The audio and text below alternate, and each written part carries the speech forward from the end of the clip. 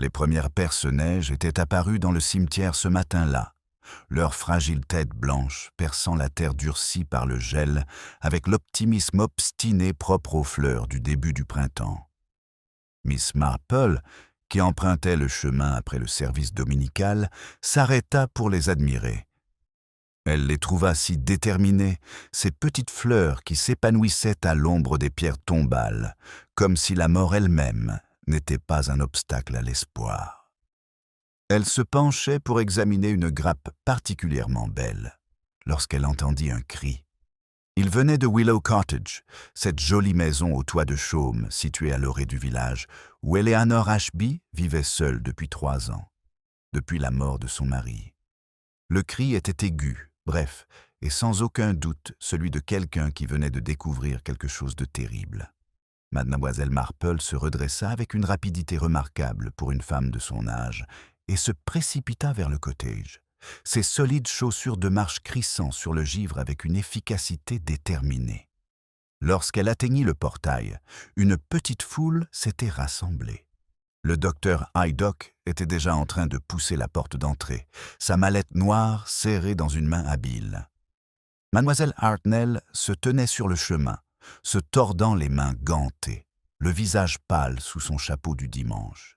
Et là, dans l'embrasure de la porte, se balançant légèrement comme si elle allait s'évanouir à tout moment, se tenait la jeune Kitty Price, l'aide ménagère d'Eleanor Ashby, son tablier serré contre sa bouche et les yeux écarquillés de choc. « Morte !» haletait Kitty à qui voulait l'entendre. « Madame Ashby est morte. Elle est allongée dans le salon, entourée de fleurs, comme elle l'avait promis. Oh mon Dieu, c'est horrible, horrible !» Mademoiselle Marple arriva auprès de la jeune fille juste au moment où ses genoux se dérobaient sous elle et la guida fermement vers le banc du jardin. « Assieds-toi, mon enfant, et pose ta tête entre tes genoux. C'est ça. Respire lentement. Maintenant, quand tu auras repris tes esprits, tu pourras nous raconter exactement ce que tu as trouvé. » Le vicaire apparut, légèrement essoufflé par sa course, ses notes de sermon toujours serrées dans une main. Que s'est-il passé? J'ai entendu des cris. Mon Dieu, est-ce le docteur Haydock dans la maison d'Eleanor? Est-elle malade? Pire que malade. J'en ai bien peur, annonça mademoiselle Hartnell, avec la satisfaction sinistre de quelqu'un qui apporte une terrible nouvelle.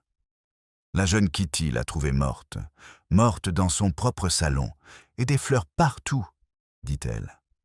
Des fleurs? Qu'est-ce que cela peut bien signifier?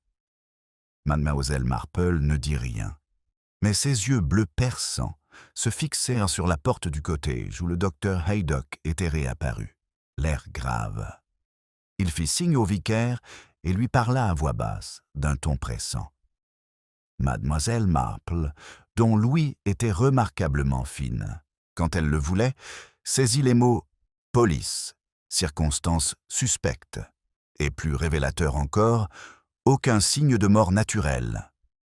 Kitty s'était quelque peu reprise et parlait maintenant d'une voix tremblante et précipitée.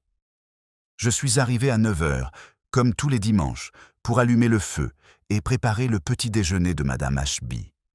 Mais quand j'ai ouvert la porte, une odeur m'a frappée. Des fleurs, des masses de fleurs, cette odeur lourde et sucrée. Et elle était là, dans le salon, allongée sur le sol, entourée de perce-neige. Des perce-neige partout, dans ses cheveux, sur sa robe, recouvrant le tapis. Et son visage? La jeune fille frissonna. Son visage était tout déformé, comme si elle était morte dans d'atroces souffrances.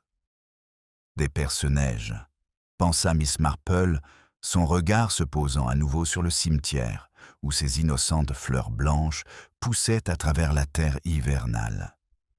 Des perce-neige pour l'espoir, pour les nouveaux départs, pour les promesses. Quelle promesse Eleanor Ashby avait-elle faite qui avait abouti à sa mort? La matinée s'écoula dans un tourbillon d'activités officielles. L'inspecteur Craddock arriva de Much Benham avec un sergent et un photographe de la police. Le cortège fut bouclé. Kitty Price fut interrogée et renvoyée chez elle, dans un état de choc. Et peu à peu, grâce au réseau de commérage du village qui fonctionnait avec l'efficacité d'un système télégraphique, l'histoire commença à émerger. Eleanor Ashby avait 45 ans.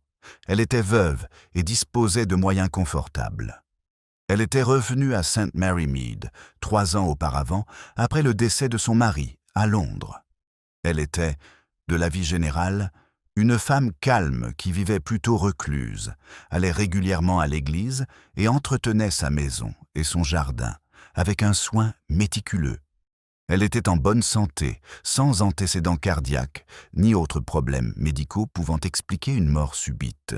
Et, fait étrange, elle avait passé l'après-midi précédent à cueillir des perce-neige dans son jardin et dans les bois voisins, revenant avec des paniers remplis de fleurs, juste au moment où la nuit tombait.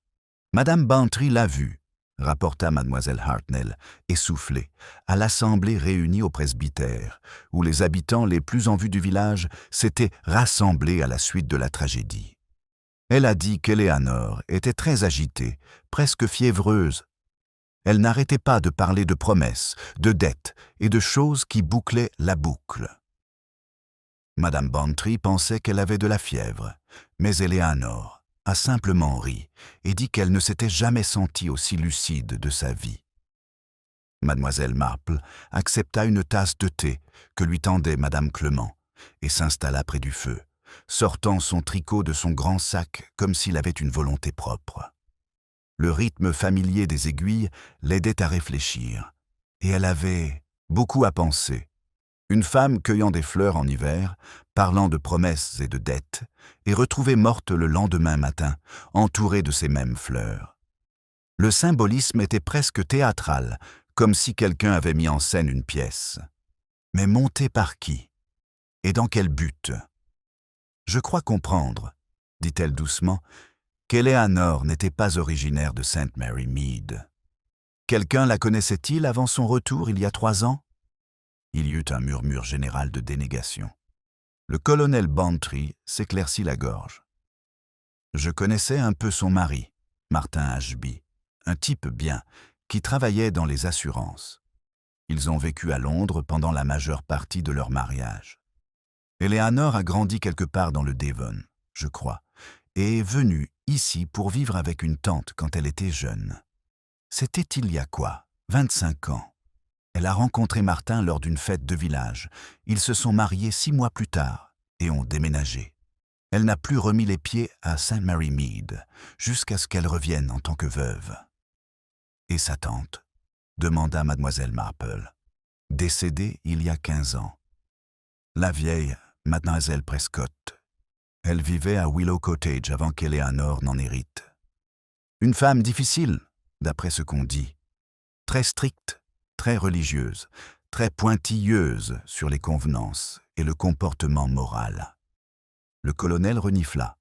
« Je me souviens qu'elle faisait la leçon aux jeunes sur le péché et les flammes de l'enfer s'ils osaient se tenir la main avant le mariage.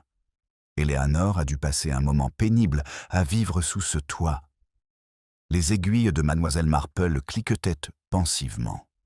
Une tante stricte, un mariage précipité, une vie loin du village, puis un retour après la mort de son mari. Que fuyait Eleanor il y a toutes ces années, et cela l'avait-il finalement rattrapée? Le docteur Haydock apparut à la porte du presbytère, l'air fatigué et troublé. L'inspecteur Craddock l'accompagnait, un homme maigre au regard perçant que mademoiselle Marple avait déjà rencontré dans des circonstances moins agréables. Ils acceptèrent le thé et s'installèrent avec le sérieux de ceux qui ont des nouvelles graves à annoncer. « L'autopsie prendra plusieurs jours, » commença Craddock sans préambule, « mais le docteur Haydock a fait quelques observations préliminaires qui m'inquiètent beaucoup.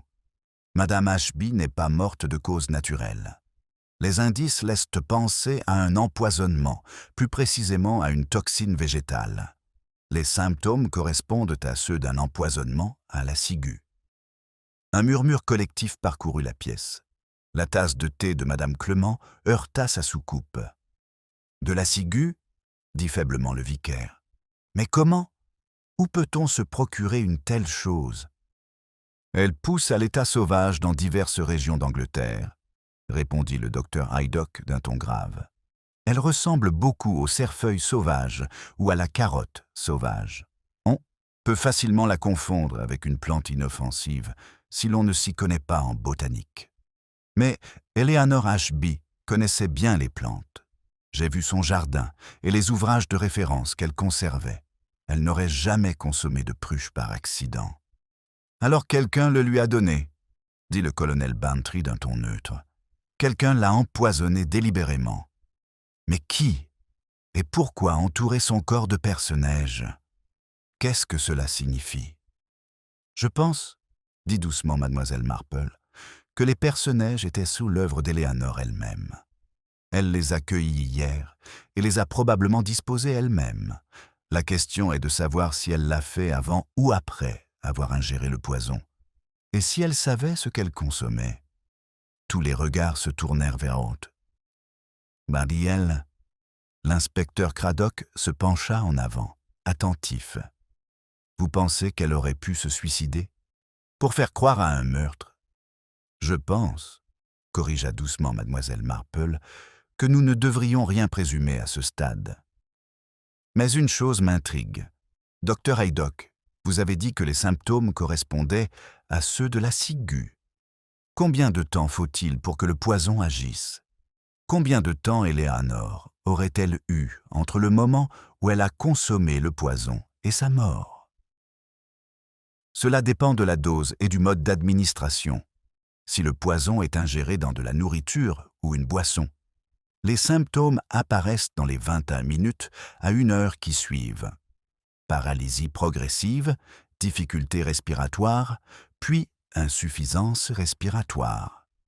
La mort surviendrait dans les 2 à 3 heures, suivant l'ingestion d'une dose mortelle.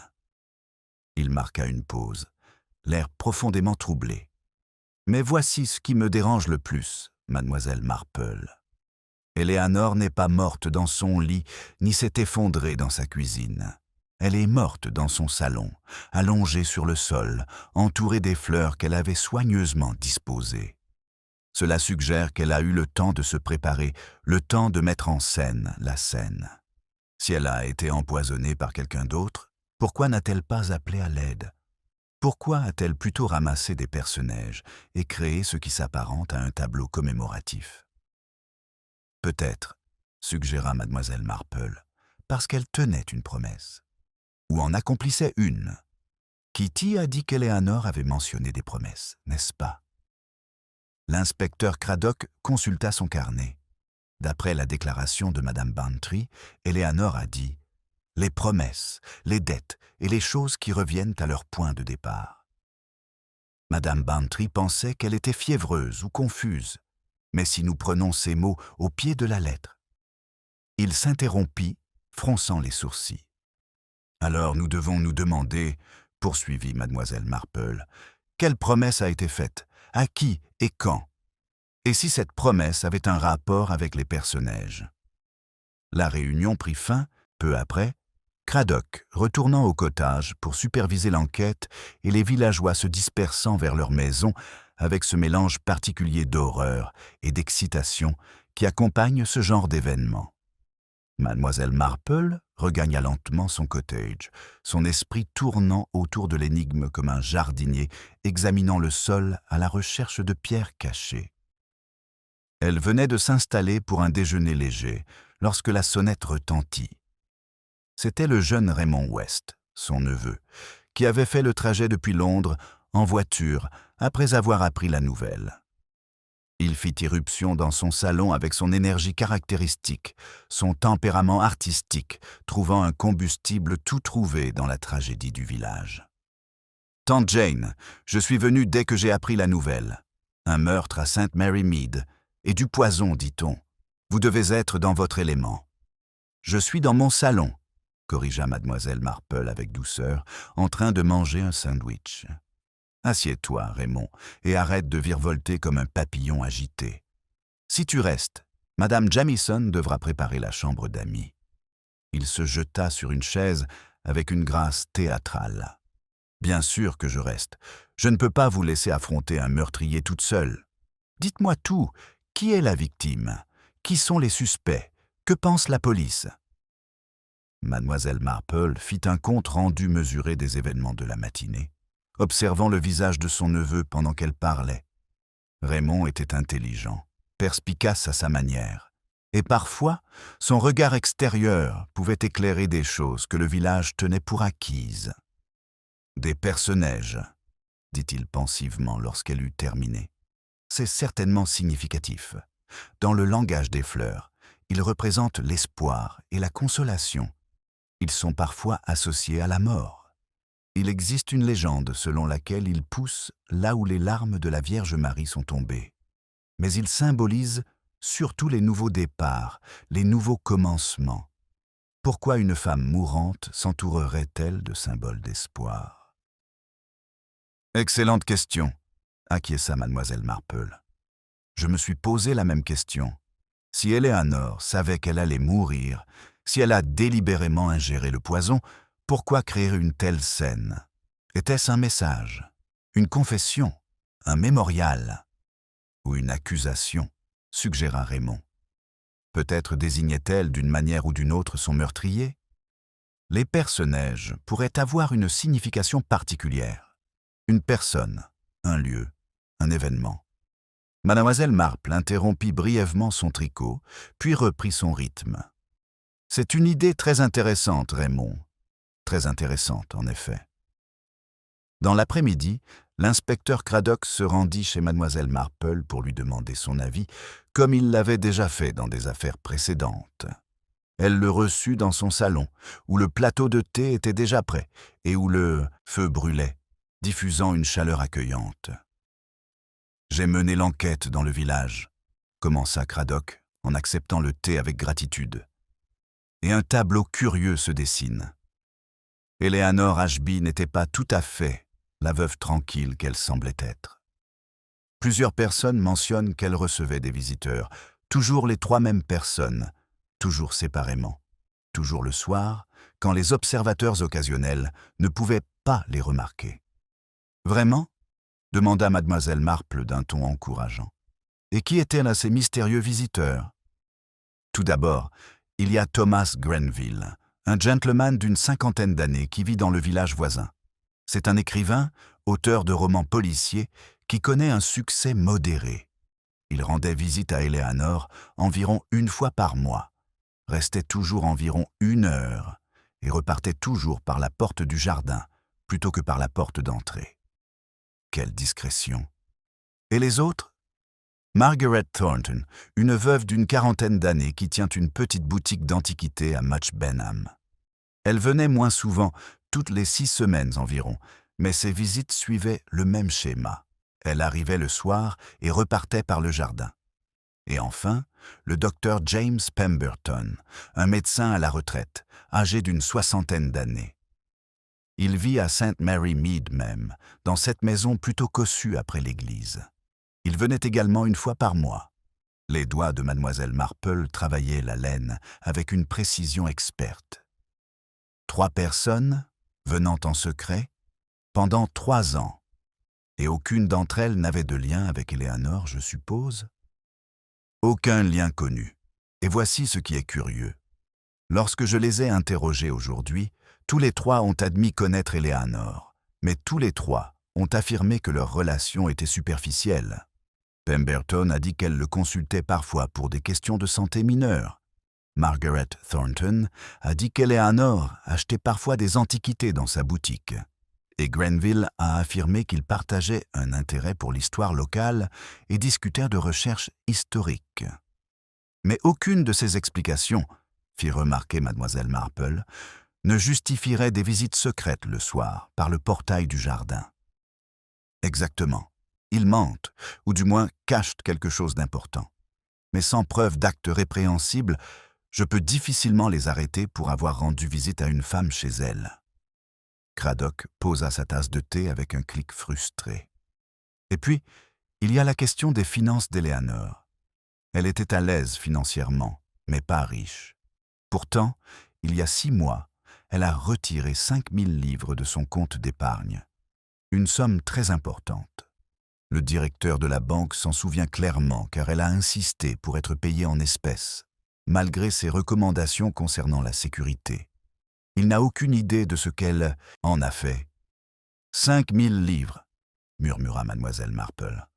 Ce n'est pas une somme que l'on dépense pour les dépenses ménagères.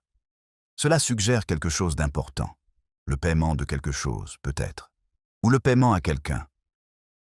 Du chantage, suggéra Craddock. Eleanor aurait-elle pu payer quelqu'un pour garder le silence sur quelque chose de son passé? Ou, dit mademoiselle Marple d'un air pensif, aurait-elle pu être celle qui recevait le paiement? 5000 livres retirés en espèces et disparus sans laisser de traces. Cela pourrait être de l'argent versé pour acheter le silence. Mais le silence de qui et à propos de quoi? Elle se leva et se dirigea vers sa bibliothèque, d'où elle sortit un mince volume qu'elle avait remarqué plus tôt. « Inspecteur, connaissez-vous la signification des perce-neige dans le langage victorien des fleurs? J'ai une référence ici. » Elle feuilleta les pages. « Oui, voilà. Les perce-neige peuvent symboliser l'espoir, comme l'a mentionné Raymond. Mais ils peuvent aussi symboliser la consolation ou un ami dans l'adversité. Et dans certains contextes. » Elle s'interrompit, son doigt suivant le texte.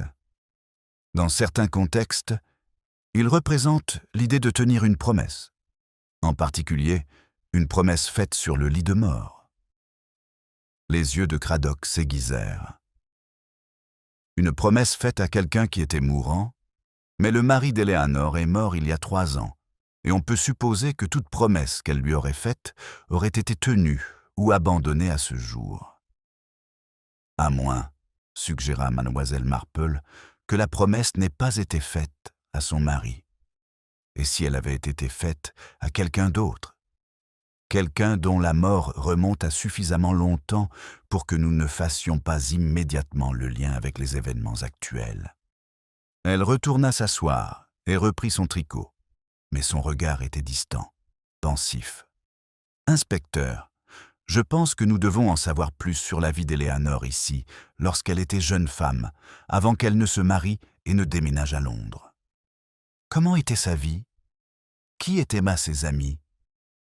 Et s'est-il passé quelque chose d'important pendant ces années, quelque chose qui pourrait jeter une ombre sur le présent? » Craddock acquiesça lentement. « Je vais consulter les registres paroissiaux, parler aux habitants âgés qui pourraient s'en souvenir.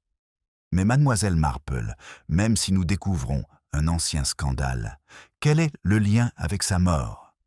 Si Eleanor a été empoisonnée par quelqu'un d'autre, nous devons établir les moyens et l'opportunité.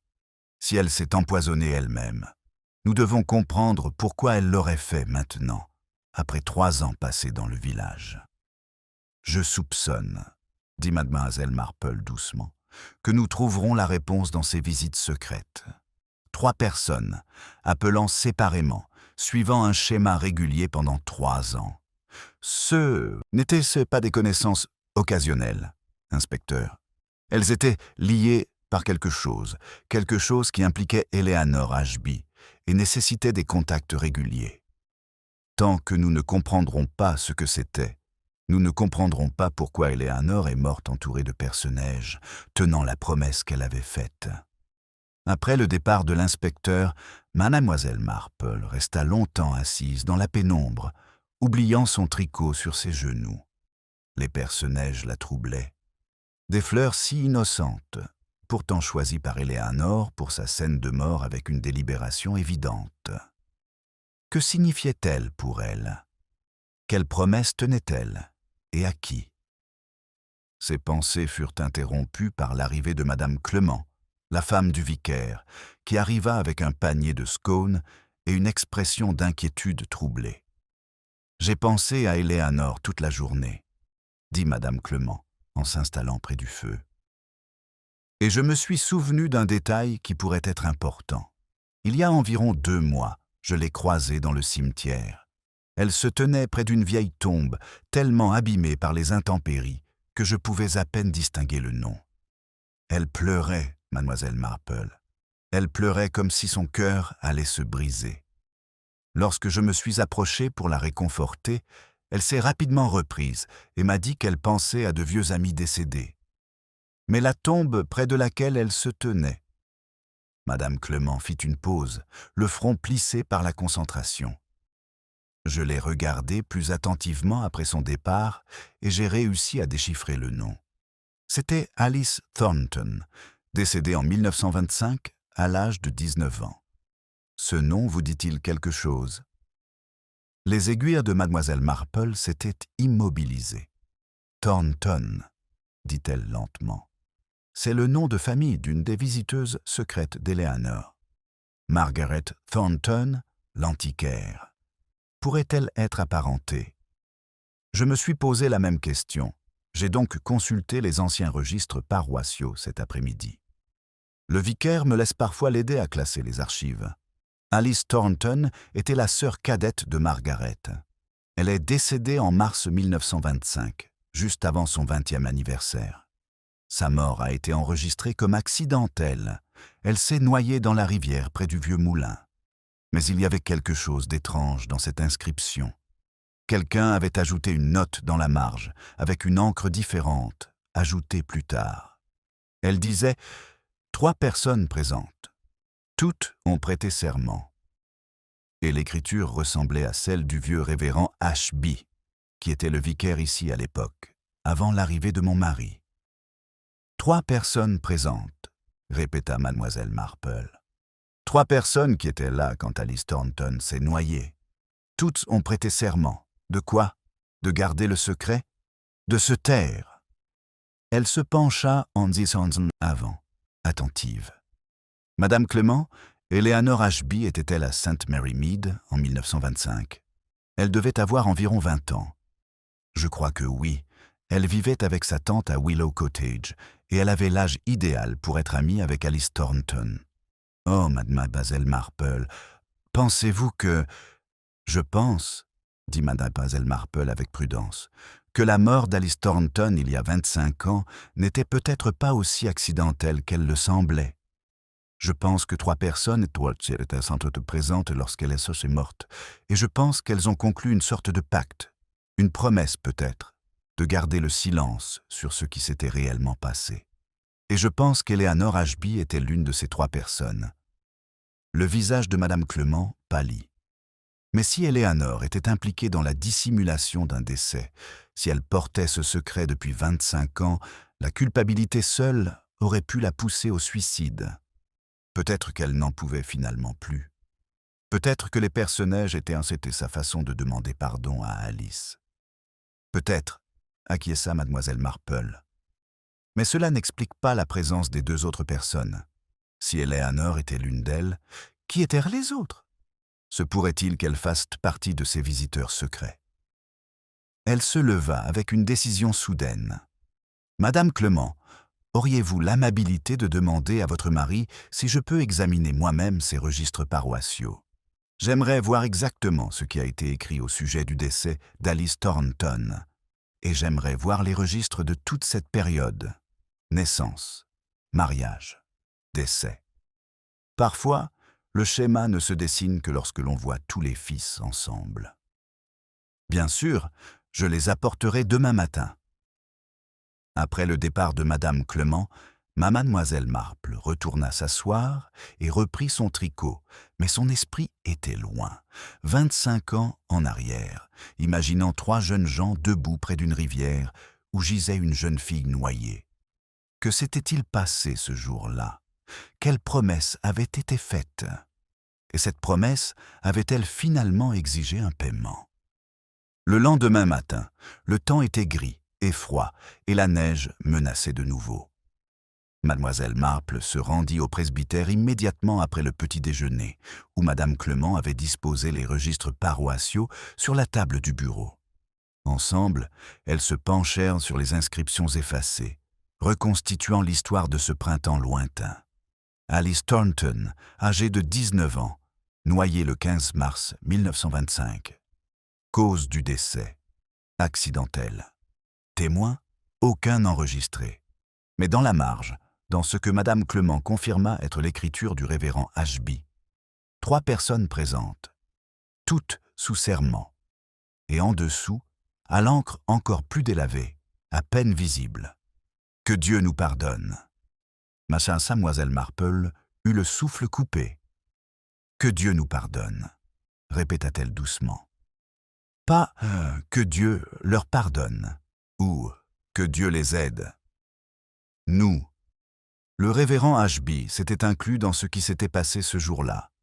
Elle revint en arrière dans les archives, à la recherche de tout autre élément susceptible d'être pertinent.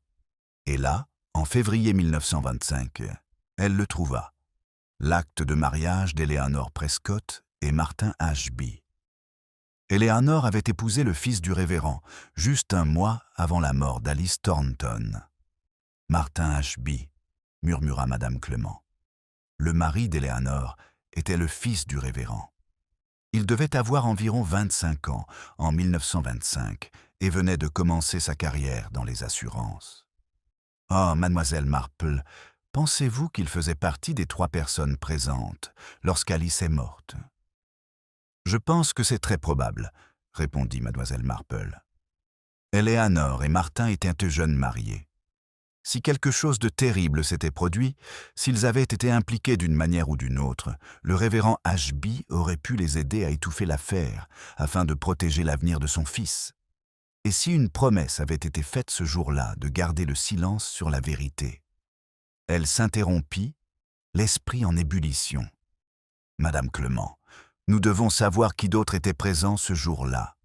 3 personnes étaient poinsto là. Eleanor était l'une d'elles. Martin Ashby était presque certainement une autre. Qui était la 3e? La réponse vint d'une source inattendue. Cet après-midi-là, Raymond West revint d'une promenade dans le village avec des ragots glanés au bar public du Black Swan. Les vieillards parlaient d'Eleanor Ashby, rapporta-t-il. Ils se souvenaient d'elle quand elle était jeune. Apparemment, elle était plutôt sauvage, toujours en conflit avec sa tante stricte, et ils ont mentionné qu'elle avait 2 amis particuliers, Alice Thornton, qui s'est noyée, et un jeune homme nommé Thomas Grenville. Mademoiselle Marple posa sa tasse de thé avec une précision méticuleuse. Thomas Grenville, l'écrivain qui rendait secrètement visite à Eleanor. Raymond, quel âge lui donneriez-vous? La 50aine, je dirais. Peut-être 55 ans? Ce qui lui donnerait environ 25 ans en 1925, calcula mademoiselle Marple. Le même âge que Martin Ashby. Madame Clement, je crois que nous avons trouvé nos 3 personnes. Eleanor Prescott, Martin Ashby et Thomas Grenville. 3 jeunes gens présents lors du décès d'Alice Thornton. 3 personnes qui se sont engagées à garder le silence sur ce qui s'était réellement passé.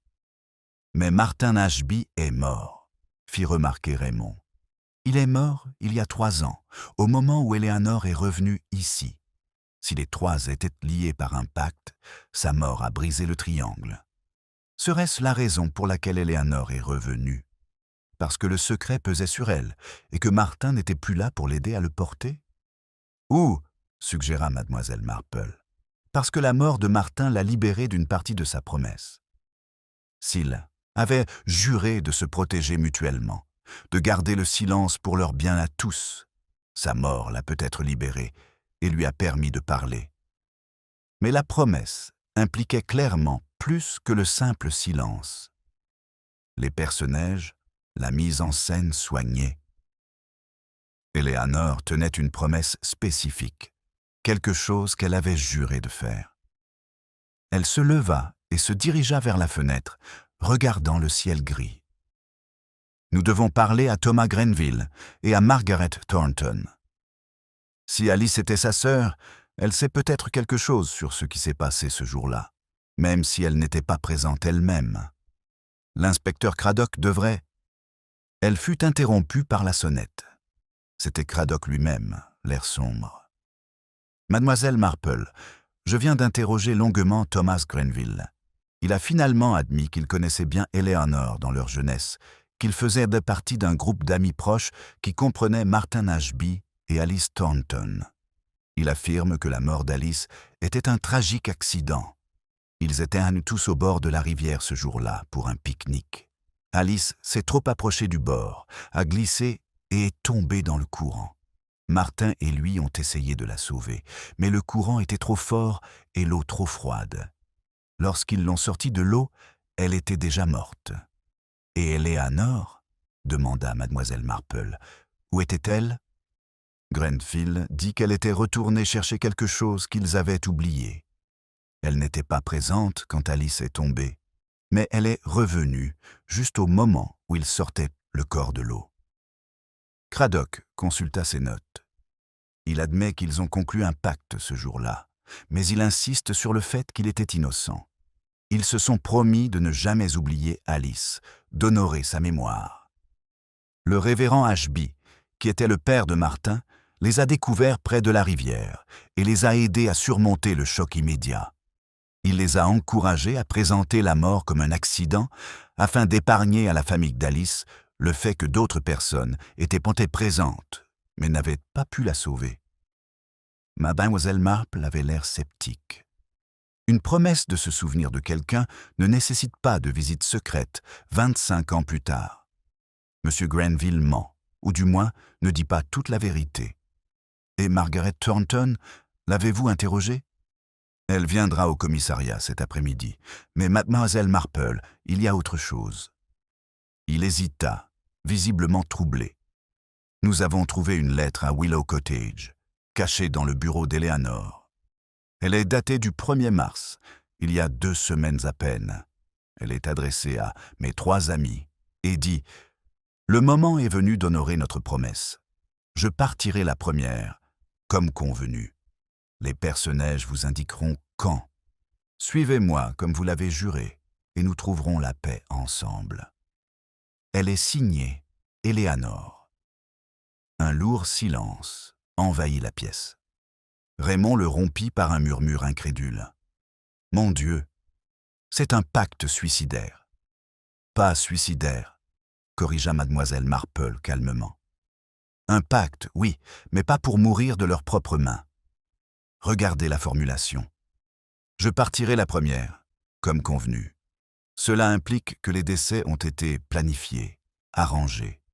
Et « Suivez-moi comme vous l'avez juré » n'est pas une suggestion. C'est un rappel d'une promesse faite. Elle regarda Cradock intensément. « Inspecteur, quelle était la promesse faite il y a 25 ans ? Je ne pense pas qu'il s'agissait simplement de se souvenir d'Alice Thornton. Je pense que 4 jeunes gens ont fait une promesse bien plus sombre ce jour-là, et qu'Eleanor vient de réclamer le paiement de cette dette. Mais quelle promesse pourrait bien exiger que des gens meurent 25 ans plus tard ? Protesta Raymond. C'est de la folie. Vraiment. La voix de mademoiselle Marple était douce, mais son regard était perçant. Réfléchissez à ceci. Alice Thornton meurt dans des circonstances suspectes. 3 personnes sont présentes, dont le fils du révérend. Un homme puissant, un révérend, aide à dissimuler la vérité. Et si la mort d'Alice n'était pas du tout un accident ? Et si elle avait été tuée ? Et que les 3 jeunes gens en étaient responsables ? Une promesse faite dans la panique, peut-être, ou par culpabilité. Si la vérité menace de se savoir, nous en assumerons la responsabilité. Nous en paierons le prix ensemble, nous nous suivrons dans la mort plutôt que d'affronter la justice séparément.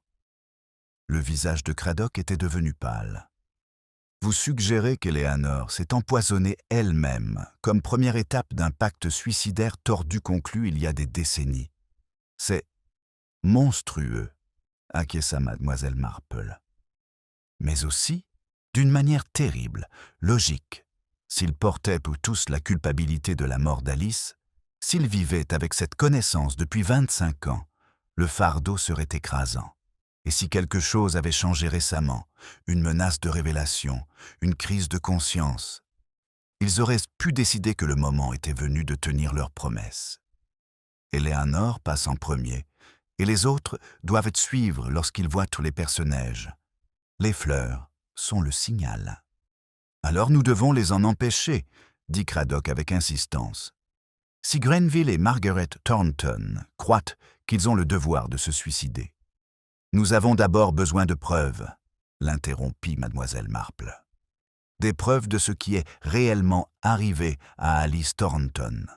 Car je soupçonne que lorsque nous connaîtrons la vérité sur sa mort, nous comprendrons pourquoi Eleanor est morte entourée de personnages. Et nous comprendrons qui l'a vraiment tuée, si tant est qu'il s'agisse d'un suicide. Les pièces commençaient à s'assembler, mais le tableau qu'elles formaient était sombre et troublant. Mademoiselle Marple passa l'après-midi plongée dans ses pensées, ses aiguilles à tricoter bougeant automatiquement, tandis que son esprit passait en revue les différentes possibilités. Une jeune femme, morte en 1925. 3 amis qui avaient fait une promesse. Un révérend qui avait aidé à dissimuler la vérité. Et 25 ans plus tard, Eleanor Ashby, morte empoisonnée, entourée de fleurs symbolisant l'espoir et un nouveau départ. Que s'était-il réellement passé au bord de cette rivière? Et la mort d'Eleanor était-elle vraiment un suicide? Ou y avait-il un meurtrier parmi eux? Quelqu'un qui avait décidé de s'assurer que le secret reste enfoui à jamais. Elle réfléchissait encore à ces questions lorsque Madame Bantry arriva ce soir-là avec une nouvelle surprenante. « Margaret Thornton a disparu », annonça-t-elle, essoufflée. L'inspecteur Craddock est allé l'interroger cet après-midi et a trouvé sa boutique fermée. Sa logeuse dit qu'elle est partie ce matin avec une petite valise, qu'elle est partie pour quelques jours, mais qu'elle n'a pas dit où. L'inspecteur est affolé. Il pense qu'elle pourrait avoir l'intention de se faire du mal, conformément à ce supposé pacte suicidaire. Les aiguilles de mademoiselle Marple s'arrêtèrent en plein milieu d'un point. Comme c'est intéressant. Et qu'en est-il de Thomas Grenville? Toujours chez lui, d'après ce que l'on sait, l'inspecteur a chargé un agent de surveiller sa maison. Madame Bantry s'installa dans le fauteuil. « Mademoiselle Marple, croyez-vous vraiment qu'Eleanor ait participé à un complot meurtrier il y a 25 ans? Cela ne lui ressemble pas du tout, elle était toujours si convenable, si correcte. Je ne peux pas l'imaginer impliquée dans quelque chose d'aussi sordide. Les gens sont rarement ce qu'ils semblent être, fit remarquer mademoiselle Marple. La bienséance peut être un masque pour cacher sa culpabilité, la correction une forme de pénitence. Si Eleanor a porté un terrible secret pendant 25 ans, vivre tranquillement et correctement était peut-être sa façon d'expier ou de maintenir fermement son masque en place afin que personne ne soupçonne ce qui se cachait derrière. Elle posa son tricot avec une décision soudaine. « Madame Bantry, je me demandais si vous pourriez me rendre un service. Votre mari est magistrat et connaît beaucoup de monde dans le comté. Pourrait-il se renseigner sur le docteur James Pemberton, le médecin à la retraite qui rendait visite à Eleanor? J'aimerais en savoir plus sur son passé, en particulier savoir s'il se trouvait dans cette région il y a 25 ans. » Pemberton? Madame Bantry eut l'air surprise. Mais je croyais que les 3 personnes présentes au moment du décès d'Alice étaient Eleanor, Martin Ashby et Thomas Grenville. C'est ce que prétend Thomas Grenville? Acquiesça mademoiselle Marple. Mais j'ai réfléchi à cette annotation dans le registre paroissial. 3 personnes présentes. Toutes ont prêté serment. Le révérend Ashby a écrit ces mots, mais il n'a pas nommé les 3 personnes. Et si Grenville mentait sur les personnes présentes? Et s'il protégeait quelqu'un ou cachait sa propre absence? Le docteur Pemberton était l'un des visiteurs secrets d'Eleanor. J'aimerais savoir pourquoi. Le lendemain matin, un événement vint bouleverser toute l'enquête. L'inspecteur Craddock se présenta au cottage de mademoiselle Marple avant le petit déjeuner, le visage hagard après une nuit blanche. « Nous avons retrouvé Margaret Thornton », dit-il sans préambule. « Ou plutôt, c'est elle qui nous a retrouvés. Elle s'est présentée au poste de police il y a 1 heure et a avoué avoir assassiné Eleanor Ashby. » La tasse de thé de mademoiselle Marple s'arrêta à mi-chemin de ses lèvres. Avoué. Pour quelle raison? Elle prétend avoir empoisonné Eleanor pour l'empêcher de révéler la vérité sur la mort d'Alice. Elle dit qu'elles avaient toutes promis de garder le silence, mais qu'Eleanor était devenue instable et menaçait d'aller voir les autorités pour tout avouer. Margaret admet qu'Alice n'est pas morte accidentellement. Elle dit qu'il y a eu une dispute ce jour-là à la rivière, qu'Alice a été poussée dans l'eau et s'est noyée. Elle ne dit pas qui l'a poussée, mais elle insiste sur le fait qu'elle l'a fait pour protéger Eleanor et les autres de poursuites judiciaires.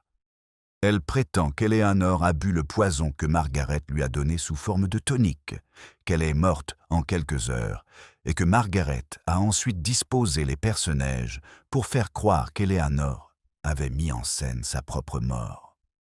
Miss Marple posa sa tasse avec un clic sec. « Et vous la croyez ?» Craddock semblait mal à l'aise. Ses aveux sont détaillés et convaincants. Elle connaît des choses sur la maison d'Eleanor qu'une personne extérieure ne saurait pas.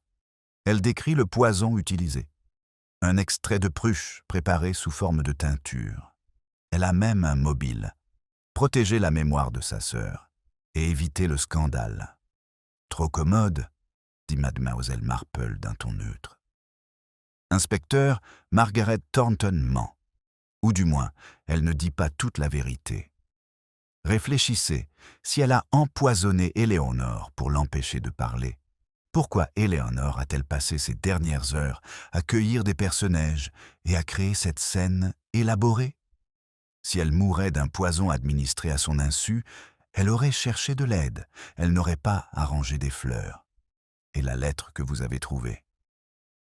Je partirai la première, comme nous l'avons convenu, a été écrite 2 semaines avant la mort d'Eleanor. Comment Margaret aurait-elle pu savoir, quand Eleanor allait mourir, si elle ne l'avait empoisonnée que récemment? Margaret prétend que la lettre est un faux, quelque chose qu'Eleanor a écrit dans le cadre d'un plan visant à faire porter le chapeau aux autres, si sa conscience finissait par la trahir. « C'est absurde », dit mademoiselle Marple d'un ton sec. « Inspecteur, Margaret Thornton essaie d'assumer la responsabilité de la mort d'Eleanor pour protéger quelqu'un d'autre. La question est de savoir qui, et je crois que je commence à voir la réponse. » Elle se leva et se mit à faire les 100 pas, l'esprit en ébullition. Eleanor a écrit cette lettre il y a 2 semaines. Je partirai la première, comme convenu. Elle planifiait sa propre mort, tenant une promesse faite il y a longtemps. Mais à qui avait-elle fait cette promesse? Pas à Martin Ashby, il était mort avant son retour. Pas à Thomas Grenville, elle ne lui faisait pas suffisamment confiance pour lui laisser le contrôle. Alors à qui? Craddock suivait son raisonnement avec une difficulté visible. Vous suggérez qu'Eleanor a organisé sa propre mort dans le cadre d'un pacte, mais Margaret prétend maintenant qu'elle a assassiné Eleanor pour l'en empêcher? Cela n'a aucun sens. Cela a tout son sens, corrigea mademoiselle Marple. Si Margaret ment pour protéger la personne avec laquelle Eleanor a réellement conclu le pacte. La personne qui détenait le pouvoir sur eux tous, qui connaissait la vérité sur la mort d'Alice et l'utilisait pour les lier les uns aux autres. La personne qui, il y a 25 ans, a fait promettre à 4 jeunes gens qu'ils assumeraient la responsabilité de la mort d'Alice le moment venu. Et ce moment est maintenant arrivé. Elle se tourna vers Craddock. « Inspecteur, nous devons en savoir plus sur le révérend Ashby. Pas seulement qu'il était vicaire il y a 25 ans, mais quel genre d'homme il était, quel pouvoir il avait sur ces jeunes gens. Car je crois qu'il est au centre de ce mystère, même s'il est mort depuis des années. Le révérend Ashby est mort en 1940, dit lentement Craddock. Il y a 15 ans. J'ai vérifié les archives. Il a été vicaire ici pendant 40 ans et est mort d'une crise cardiaque à l'âge de 70 ans. De la vie générale, c'était un membre respecté de la communauté, strict mais juste, dévoué à sa congrégation. Et dévoué à la protection de son fils, ajouta mademoiselle Marple. N'oubliez pas que Martin Ashby était son unique enfant. Si Martin était impliqué dans la mort d'Alice Thornton, le révérend Ashby aurait fait n'importe quoi pour le protéger. Mais Et si ce n'était pas seulement une question de protection?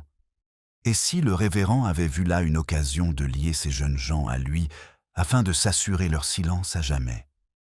Elle se dirigea vers sa bibliothèque, en sortit une Bible et la feuilleta jusqu'à un passage précis. Exode 25, lut-elle à haute voix. « Moi, le Seigneur ton Dieu, je suis un Dieu jaloux, qui punit l'iniquité des pères sur les enfants jusqu'à la 3e et la 4e génération. » Et si le révérend Ashby avait fait croire à ces jeunes gens qu'ils étaient liés non seulement par une promesse, mais aussi par un pacte religieux, que leur âme était littéralement en jeu s'ils ne respectaient pas leur serment, Cradock commençait à paraître profondément troublé. « Vous suggérez une coercition religieuse ?» qu'Ashby a utilisé sa position de pasteur pour imposer une sorte de serment de sang. « Je suggère, dit mademoiselle Marple avec prudence, que nous avons affaire à quelque chose de plus complexe qu'une simple dissimulation. Ces personnes n'ont pas simplement accepté de garder le silence sur un accident. Elles étaient liées par quelque chose de plus profond, quelque chose qui a duré 25 ans et qui a finalement conduit à la mort d'Eleanor. Et je crois que ce lien était l'œuvre du révérend Ashby. » Elle marqua une pause, l'air troublé. « Mais il manque encore quelque chose. La lettre disait « Mes 3 amis ». Si Eleanor était l'un d'entre eux, qui étaient les 3 autres? Nous savons que Martin Ashby était son mari. Il est donc certainement l'un d'entre eux. Thomas Grenville est un autre. Mais le 3e? Elle regarda Cradock intensément. « Inspecteur, je pense que nous devons parler au docteur Pemberton. Je pense qu'il est la pièce manquante. » Le docteur Pemberton s'avéra étonnamment difficile à localiser. Sa gouvernante rapporta qu'il était sorti tôt ce matin-là et n'était pas revenu. Sa voiture avait disparu. Et lorsque Cradock interrogea les voisins, l'un d'eux rapporta l'avoir vu charger une valise dans le véhicule à l'aube. « Il s'enfuit, » dit Cradock d'un ton sombre. « Mais pourquoi? Si Margaret a déjà avoué, si elle assume ses responsabilités, pourquoi Pemberton s'enfuirait-il? » « Parce que, dit calmement mademoiselle Marple, les aveux de Margaret ne le protègent pas, si nous savons qu'il était l'un des 3 premiers. Et je pense que la lettre d'Eleanor était claire. Tous les 4 étaient liés par cette promesse. Eleanor a rempli sa part en mourant.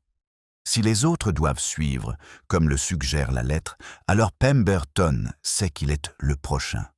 Soit il doit honorer la promesse et mourir, soit il doit s'enfuir et vivre avec le poids d'avoir rompu son engagement.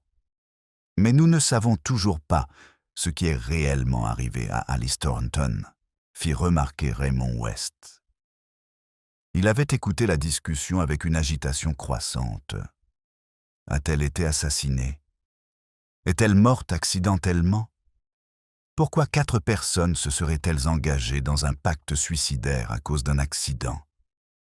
Parce que ce n'était pas un accident, dit une voix calme depuis le seuil de la porte.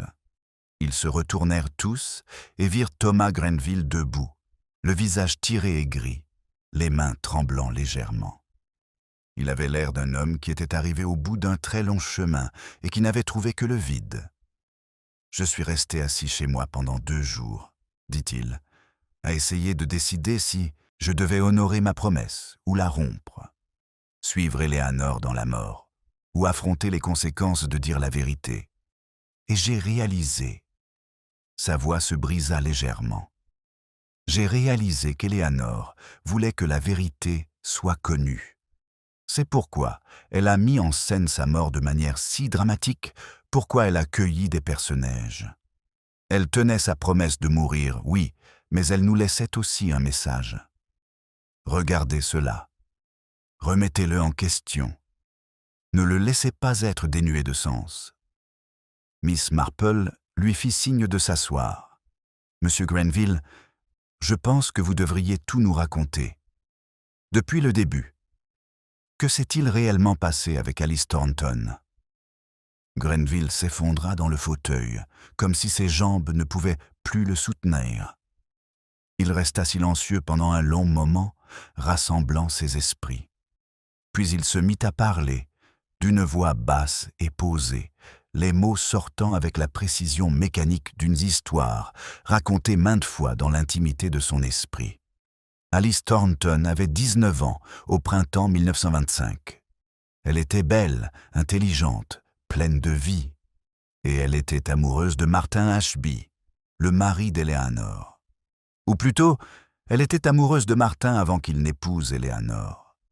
Alice et Martin s'étaient fiancés en secret, sans l'accord de la famille d'Alice ni du père de Martin.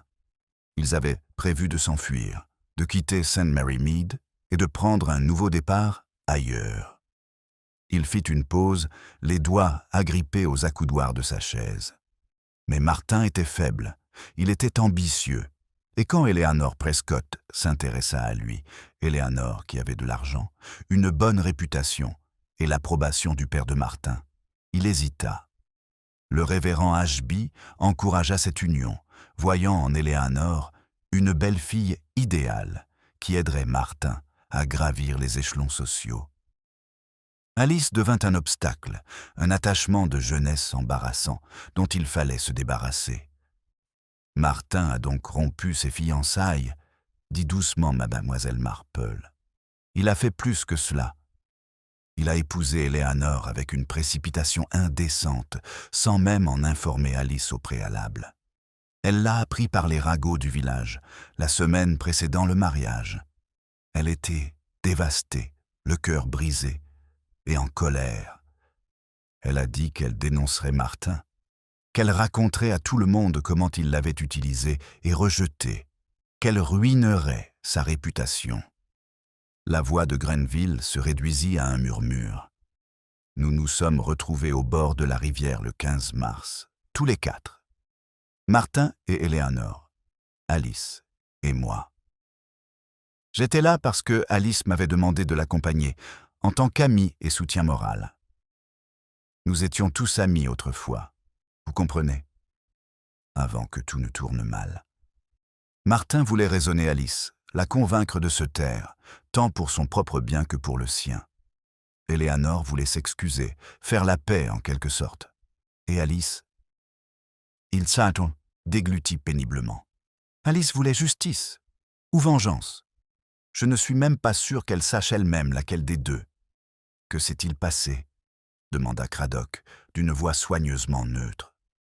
Ils se sont disputés. Martin a dit des choses cruelles. Eleanor a pleuré. Alice a proféré des menaces. Et puis... Grenville ferma les yeux. Le révérend Ashby est apparu. Il avait suivi Martin, méfiant quant à sa destination. Il a tout entendu. Et il a compris que les menaces d'Alice pouvaient détruire l'avenir de son fils, sa propre réputation, tout ce qu'il avait mis tant d'efforts à construire. Un silence terrible s'installa. Grenville ouvrit les yeux et regarda directement mademoiselle Marple. Le révérend a dit qu'il fallait arrêter Alice, que Dieu l'avait livrée entre leurs mains pour les mettre à l'épreuve, qu'elle était une femme pécheresse qui avait égaré son fils et menaçait désormais le caractère sacré du mariage chrétien. Il a dit que c'était leur devoir, le devoir de Martin, le devoir d'Eleanor et même le mien, de protéger les innocents et de punir les coupables. « Mon Dieu !» murmura Raymond. « Il les a poussés à la tuer. Pas directement. Il ne l'a pas touchée. Mais il l'a ordonné, au nom de Dieu, de la justice et de l'honneur familial. Et Martin, faible et effrayé, l'a fait. Il a poussé Alice dans la rivière.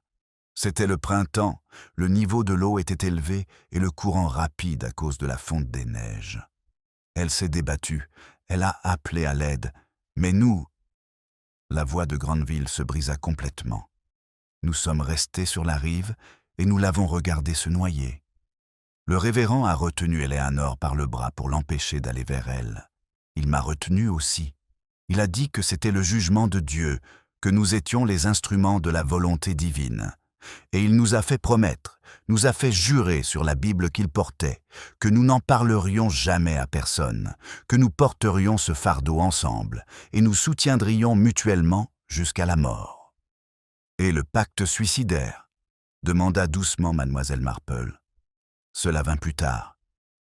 Une fois le choc initial passé, après que l'enquête eut conclu à une mort accidentelle, Eleanor commença à s'effondrer. Elle ne supportait pas ce que nous avions fait. La culpabilité la détruisait. Elle dit au révérend qu'elle allait se confesser, aller voir la police, accepter la punition qui lui serait infligée. Et lui, les mains de Grenville tremblaient violemment à présent. Il lui a dit que si elle avouait, elle ne condamnerait pas seulement elle-même, mais nous tous.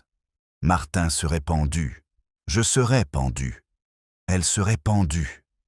La réputation du révérend serait détruite, l'Église scandalisée. Il a dit que le seul choix moral était de vivre avec ce fardeau, d'expier par de bonnes œuvres et la prière, et que le moment venu, lorsque nous serions vieux et aurions vécu une vie bien remplie, nous assumerions ensemble nos responsabilités. Nous suivrions Alice dans la mort comme nous aurions dû la suivre ce jour-là. Nous réparerions notre faute. Il a transformé un meurtre en un pacte religieux, dit mademoiselle Marple d'une voix dure. Il a convaincu 4 jeunes gens que le salut de leur âme dépendait de leur silence et qu'ils finiraient par mourir pour expier leurs péchés. C'est monstrueux. C'était le cas, admit simplement Grenville. Mais nous l'avons cru, ou du moins, nous n'avons pas eu la force de résister. Nous avons fait cette promesse. Nous avons juré que lorsque le moment serait venu, lorsque le plus jeune d'entre nous aurait 45 ans, le même âge que le révérend lorsqu'il nous a fait tuer Alice, nous honorerions notre dette. Eleanor était la plus jeune. Elle a eu 45 ans le mois dernier. Le moment était venu. Mais elle n'a pas attendu les autres, dit Cradock. Elle est partie la première. Elle l'a choisi, corrigea Grenville. Elle a dit que c'était son droit, en tant que veuve de Martin, et en tant que personne qui avait le plus souffert au fil des ans. Elle partirait la première, et sa mort serait le signal. Lorsque les personnages apparaîtraient sur sa tombe, nous saurions tous que le moment était venu de la suivre. Nous avions tiré au sort, il y a des années, pour déterminer l'ordre. Eleanor d'abord, puis Margaret, puis moi, puis... Il s'interrompit. Puis le docteur Pemberton, termina mademoiselle Marple. Il était le 4e, pas Martin Ashby. Martin est mort il y a 3 ans. Mais il y avait une 4e personne présente ce jour-là, quelqu'un qui a aidé à dissimuler le crime. Le docteur Pemberton était un jeune médecin en 1925, n'est-ce pas? Il venait de commencer à exercer? Grenville acquiesça tristement. Le révérend l'avait appelé pour examiner le corps d'Alice et certifier qu'il s'agissait d'une mort accidentelle par noyade. Pemberton était le médecin personnel du révérend et dépendait du patronage de l'Église pour exercer. Il fit ce qu'on lui demandait, et le révérend l'intégra également au pacte, le liant par les mêmes promesses. Ils étaient donc 5, dit lentement Cradock. Eleanor, Martin, Thomas Grenville, Margaret Thornton et le docteur Pemberton. 5 personnes liées par un meurtre et un pacte religieux qui les condamnait à mourir lorsque l'heure serait venue. Margaret était là, demanda mademoiselle Marple d'un ton sec. Au bord de la rivière. Non, répondit Grenville. Mais elle a appris la vérité des années plus tard. Alice était sa sœur. Margaret soupçonnait que sa mort n'était pas accidentelle et a continué à chercher des réponses. Finalement, Eleanor lui a tout raconté et l'a fait entrer dans le pacte. Margaret a choisi de se joindre à nous, de partager le fardeau et l'expiation finale. Elle a dit qu'Alice méritait au moins cela de la part de sa famille. La pièce était très silencieuse. Dehors, le matin gris avait laissé place à un soleil pâle, mais la lumière semblait incapable de pénétrer l'obscurité du récit de Grenville. Mademoiselle Marple prit enfin la parole, d'une voix douce mais ferme. « Monsieur Grenville, Eleanor s'est empoisonnée avec de la ciguë, a disposé les personnages comme signal et est morte en tenant la première partie de sa promesse. Mais les aveux de Margaret étaient faux, n'est-ce pas? Elle n'a pas assassiné Eleanor. Elle essaie de vous empêcher de respecter le pacte en assumant la responsabilité légale, en vous empêchant de mourir honorablement, comme promis. « Oui, » répondit Granville. Quand elle a appris la mort d'Eleanor, qu'elle a vu les personnages et compris que le pacte était activé, elle est allée voir la police et a avoué le meurtre. Elle pensait que si elle était arrêtée, si l'enquête se concentrait sur elle, nous serions tous libérés de notre promesse. Nous pourrions vivre notre vie naturellement, sans le fardeau du suicide. Mais ça ne marchera pas. Margaret sait que ça ne marchera pas. Car le pacte ne concernait pas seulement le fait de mourir ensemble, il s'agissait d'expier pour Alice. Et Margaret ne peut expier seule ce que 5 personnes ont fait. Elle est donc en détention, avouant un meurtre qu'elle n'a pas commis, tandis que le docteur Pemberton s'est enfui plutôt que d'affronter la promesse. Et vous? Mademoiselle Marple le regarda intensément. Vous êtes venu ici pour dire la vérité. Pourquoi? Parce qu'Eleanor avait raison, répondit Grenville en soutenant son regard. La mise en scène, les personnages, le caractère délibérément dramatique de sa mort. Elle voulait que quelqu'un pose des questions, mène l'enquête, découvre la vérité. Elle a tenu sa promesse de mourir, mais elle nous a aussi donné une chance de parler enfin. De nous libérer, non pas par le suicide, mais par la confession, en acceptant les conséquences que nous aurions dû accepter il y a 25 ans. L'inspecteur Craddock se pencha en avant. « Monsieur Grenville, avouez-vous officiellement avoir été complice du meurtre d'Alice Thornton en 1925 ?»« Oui. J'étais présent lorsqu'elle a été poussée dans la rivière. Je l'ai regardée se noyer sans lui venir en aide. J'ai aidé à dissimuler le crime. J'ai vécu avec cette connaissance pendant 25 ans, tandis que la famille d'Alice croyait que sa mort était un accident. Je suis coupable, inspecteur, de lâcheté, de complicité, de meurtre. Et je suis prêt à affronter la justice, quelle qu'elle soit, après tout ce temps. Et le docteur Pemberton?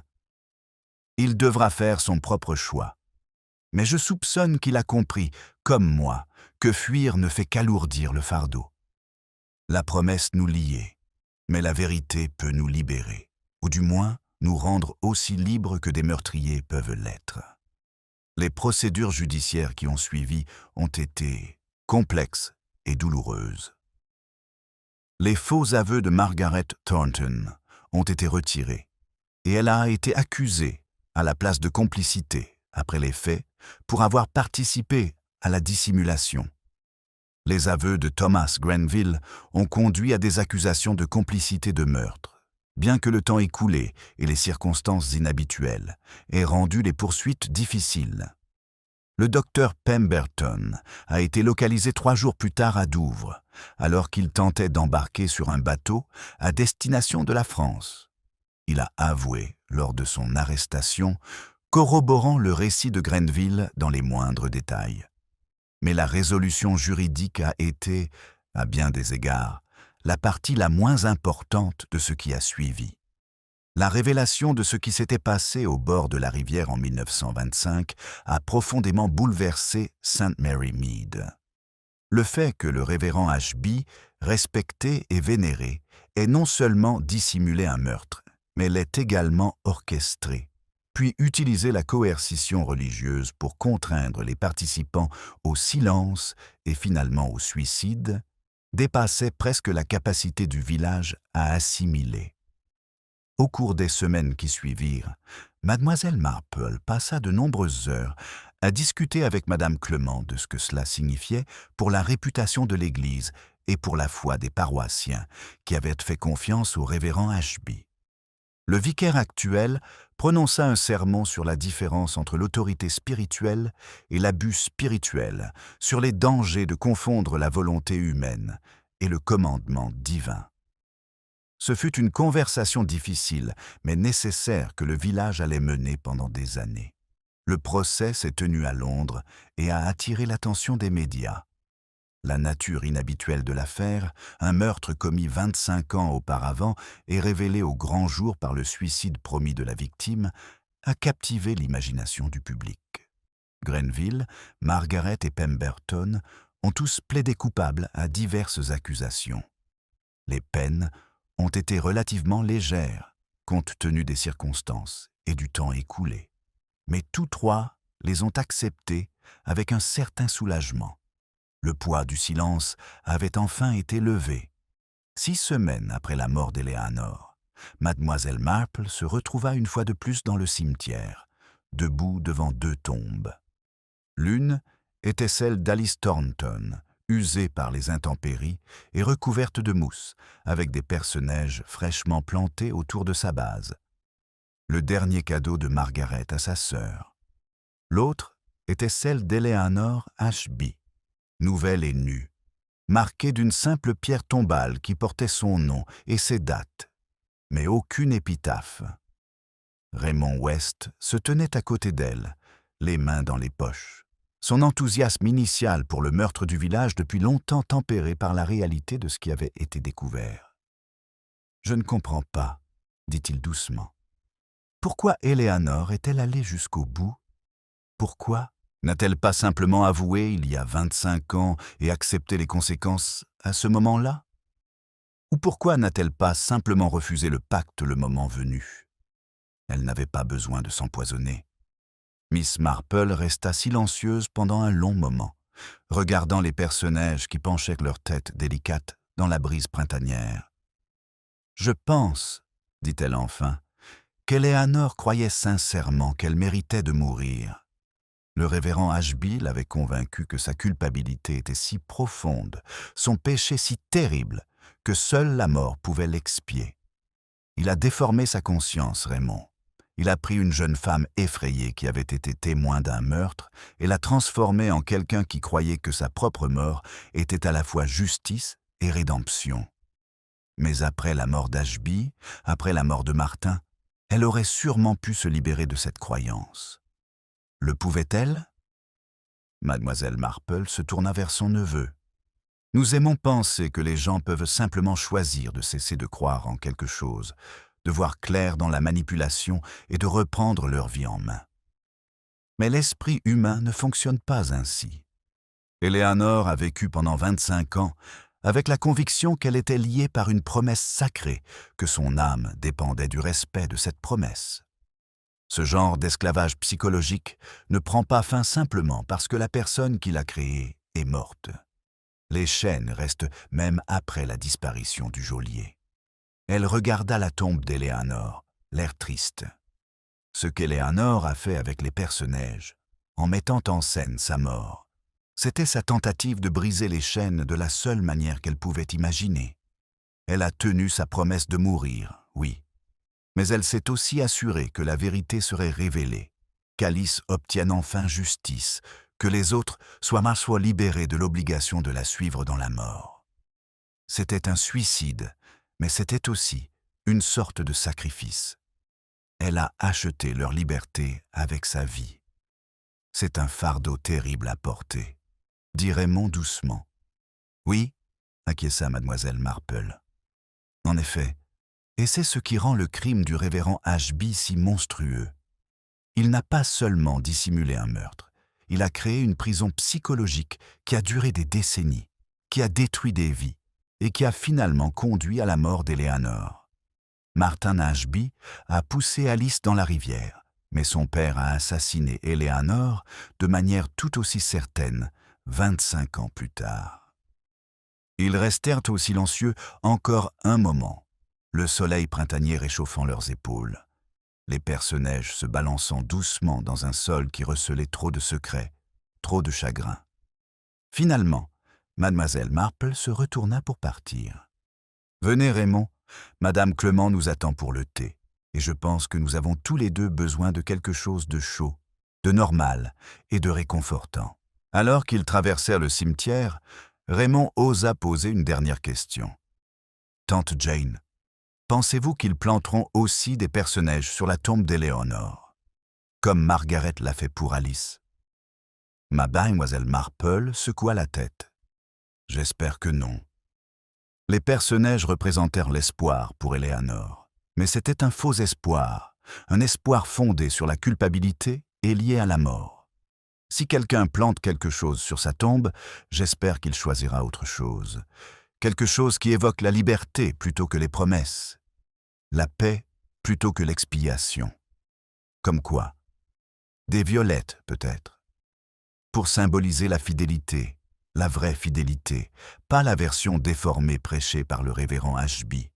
Ou des myosotis, afin qu'Alice et Eleanor soient toutes deux rappelées, non pas pour la façon dont elles sont mortes, mais pour ce qu'elles étaient avant que la peur et la culpabilité ne les consument. Elles ont été jeunes, Raymond. Elles avaient des rêves et des espoirs qui n'avaient rien à voir avec les rivières, les perce-neige ou les promesses faites dans le désespoir. C'est cela qu'il faut retenir. Ils arrivèrent au presbytère et trouvèrent Madame Clement qui avait effectivement préparé du thé, des biscuits et un feu chaud pour lutter contre la fraîcheur persistante du début du printemps. La conversation porta sur d'autres sujets. Les affaires de la paroisse, les potins du village, le dernier projet littéraire de Raymond. La vie confortable et ordinaire de St. Mary Mead continuait malgré la tragédie, l'absorbant et passant à autre chose, comme les villages l'ont toujours fait. Mais ce soir-là, lorsque mademoiselle Marple retourna à son cottage et s'installa dans son fauteuil avec son tricot, ses pensées revinrent vers Eleanor Ashby et la promesse qui l'avait tuée. Le châle gris sur lequel elle travaillait depuis des semaines était presque terminé, son motif de mailles entrelacées créant un dessin à la fois complexe et inévitable. Un peu comme un meurtre, songea-t-elle. Un point menant au suivant, chaque choix limitant les choix suivants, jusqu'à ce que le motif final apparaisse avec une terrible clarté. Elle pensa au révérend Ashby, utilisant son autorité spirituelle pour contraindre 5 personnes au silence et à la mort.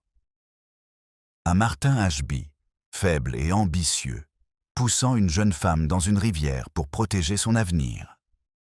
À Eleanor, vivant pendant 25 ans, avec la culpabilité et la peur, tenant finalement une promesse qui n'aurait jamais dû être faite. Et elle pensa à Alice Thornton, 19 ans, amoureuse et au cœur brisé, mourant dans l'eau froide, tandis que les personnes en qui elle avait confiance se tenaient sur la rive et la regardaient. Alice, dont la mort était restée impunie pendant un quart de siècle, dont la tombe avait été visitée par ses meurtriers alors que sa famille croyait qu'elle était morte accidentellement.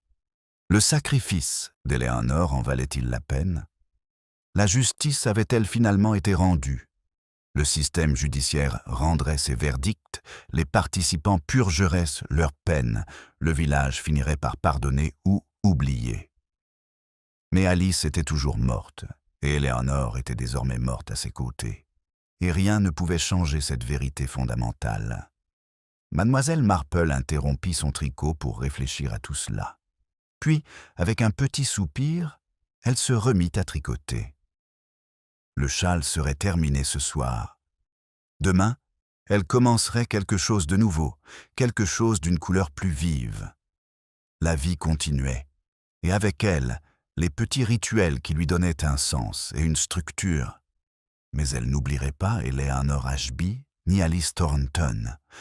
Elle se souviendrait d'elles toutes les deux, non pas comme victimes et complices du meurtrier, mais comme 2 jeunes femmes dont la vie avait été détruite par une terrible conjonction de faiblesse, de cruauté et d'abus de pouvoir.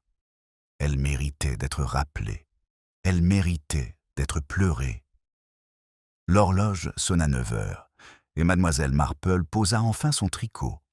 Elle se leva, s'étira et se dirigea vers la fenêtre pour tirer les rideaux contre la nuit.